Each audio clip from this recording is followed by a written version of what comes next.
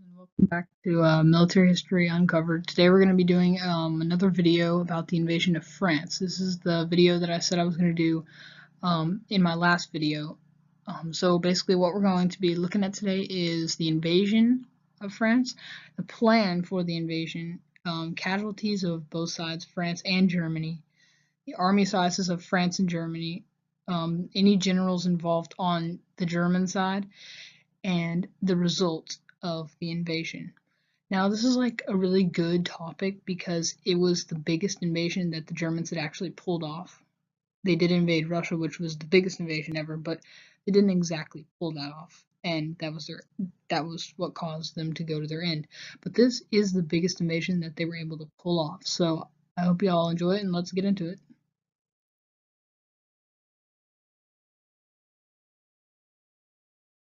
So the plan. When Guderian was invited to contribute to the plan during informal discussions, he proposed a radical and novel idea. Most of the Panzerwaffe should be concentrated at Sedan. This concentration of armor should advance to the west, the English Channel, without waiting for the main body of infantry divisions. This might lead to a strategic collapse of the enemy, avoiding the relatively high number of casualties normally caused by a casserole shock cauldron battle. So this is basically a map to your right that shows what the invasion looked like. So they came through Brussels, Sedan, Verdun, and they basically tried to cut off, like go into Paris, cut off all the main strategic points, cut off the British, and just end it as fast as possible.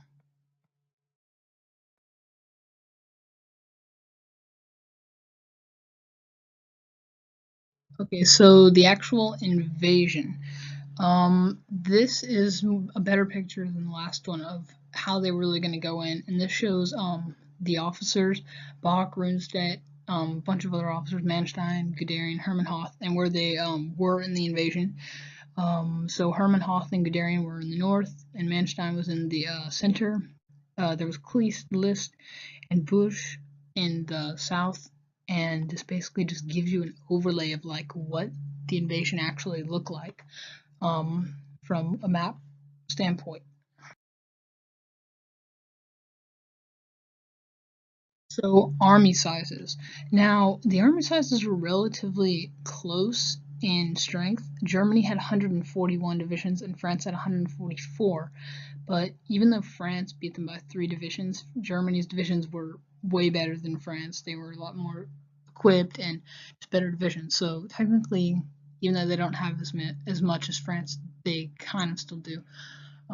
Also, France had double the artillery guns. They had 14,000. Germany had 7,500. Germany had 2,500 tanks. France had 4,000. But Germany's tanks were a lot better than France's tanks. Germany also had double the aircraft, which gave them air superiority. And total, Germany had 3.35 million troops, and France had 3.3 million troops, so just a little bit more troops than France. And in the Alps, the Italians had 300,000, and the French had 150,000, which the French actually pushed back the Italians, which kind of shows you the Italians were not the best military. They're worse than France, and France was really bad, so that must mean that Italy's army was really bad.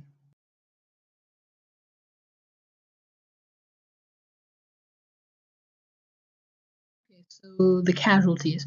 Germany's casualties were 27,000 dead, 111,000 wounded, 18,000 missing, and 1,200 crewmen killed. So about 27,000 died. So they also lost about 800 tanks, and the total casualties was around 160,000 troops. Italy's total casualties was around 6,000. So altogether about 165,000 casualties. Now France, on the other hand, was a lot worse. 360,000 dead or wounded, about 2 million captured, most of their military captured. 2,200 aircraft lost, about 2,000 French tanks destroyed. So total 2.3 million casualties. That's a lot more than France, or I mean a lot more than Germany's casualties. So you can really see that they were no match for Germany, and it was pretty much over before it started.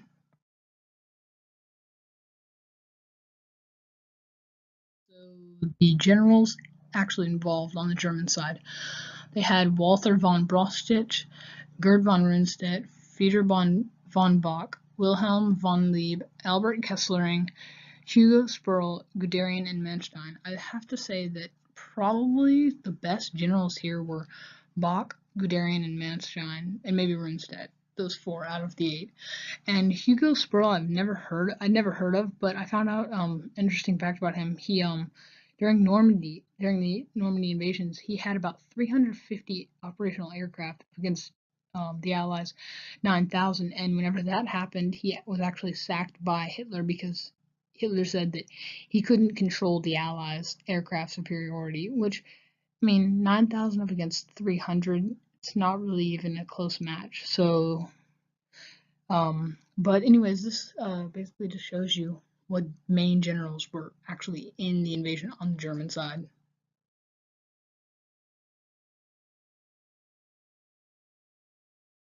Okay, so now let's look at the Maginot Line. The Maginot Line on this map to your right, you can see that the strong fortifications were sort of to the south by Strasbourg, and the weak ones were up by Luxembourg and Brussels, and that's why the Germans went through the weak fortifications, because there's no point of going down south just to go through the strong fortifications, so they just bypassed the strong ones and went straight for the weak ones, which basically collapsed the Maginot Line. So the Maginot Line. Meanwhile, to the east, Army Group C was to help Army Group A encircle and capture the French forces on the Maginot Line. The goal of the operation was to envelope the Meurthe region with its fortifications to prevent a French counteroffensive from the Alsace region against the German line and on the Somme. Guderian's corps was to advance to the French border with Switzerland and trap the French forces in the Vosges Mountains, while the other corps attacked the Maginot Line from the west into its vulnerable rear to take the cities of Verdun, Toul, and Metz. The French, meanwhile, had moved the French Second Army Group from the Alsace and Lorraine to the Wagon line on the Somme, leaving only small forces guarding the Maginot Line. After Army Group B had begun its offensive against Paris and into Normandy, Army Group A began its advance into the rear of the Maginot Line. On June 15th, Army Group C launched Operation Tiger, a frontal assault across the Rhine into France. So, after Operation Tiger, it seems to me that the Maginot Line pretty much just crumbled and fell, and it wasn't very good. It wasn't like World War One. They were expecting it to be like World War One, but France's army was pretty much outdated, and so was their defense.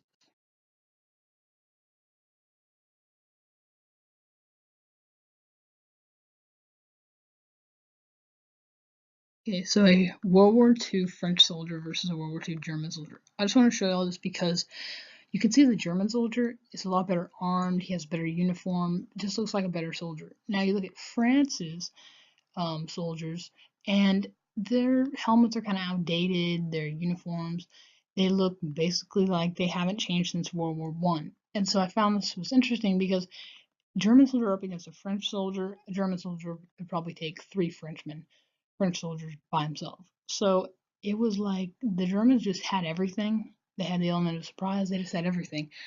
And so to me, it just seems like the German soldier was a lot better than the French soldiers.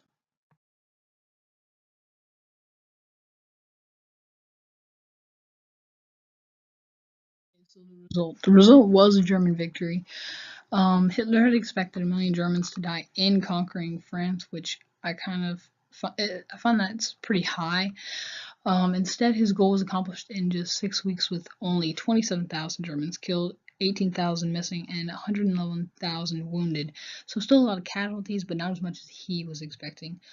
Um, a little more than a third of the German casualties in the Battle of Verdun during World War One. So it wasn't as much as World War One, like in a single battle in World War One, caused as many casualties to Germany.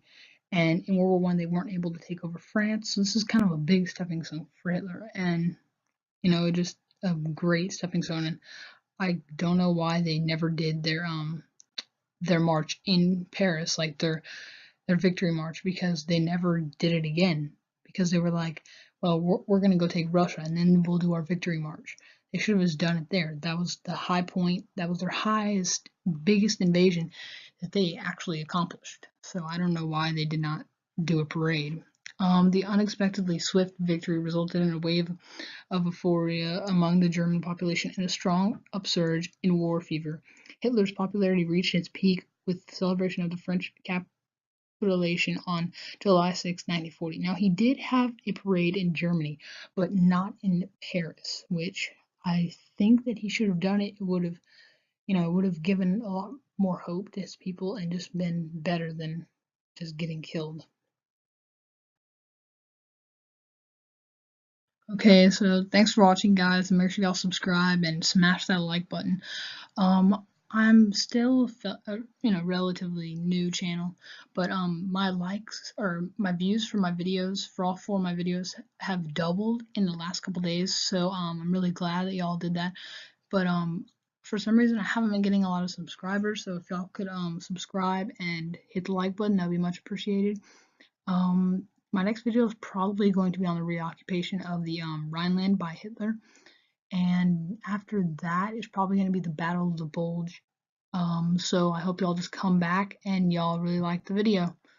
See you next time.